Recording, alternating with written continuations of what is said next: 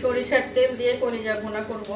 এবারে এলাচ, তেজপাতা, দারচিনি দিয়ে দিলাম, 4-5টা লবঙ্গ দিয়ে দিচ্ছি, একটা গোলমরিচ দিয়ে দিচ্ছি, পেঁয়াজ কুচি দিয়ে দিচ্ছি। এবারে আমি বাটা মশলাগুলো সব দিয়ে দেব। এখানে আমি আদা, রসুন, জিরা বাটা, হলুদ, মরিচ, লবণগুলো সব একসাথে মাখিয়ে নিয়েছি।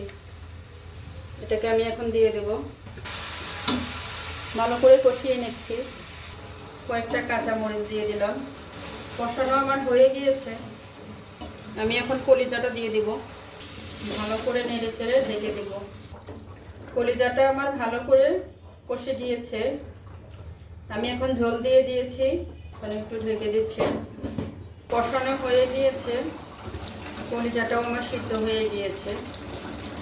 আর একটু শুকনো শুকনো করে নিব, তারপর নামিয়ে ফেলবো। একটু ঢেকে দিলাম। গরুর কলিজা ভুনা আমার রেডি। নামানোর আগে আমি 4-5টা কাঁচামরিচ দিয়ে দেব, জিরার গুঁড়া দিয়ে দেব।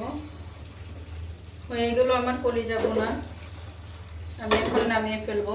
নামিয়ে ফেললাম। কলিজা ভুনা আমার রেডি, একদম কমপ্লিট হয়ে গিয়েছে। আল্লাহ হাফেজ।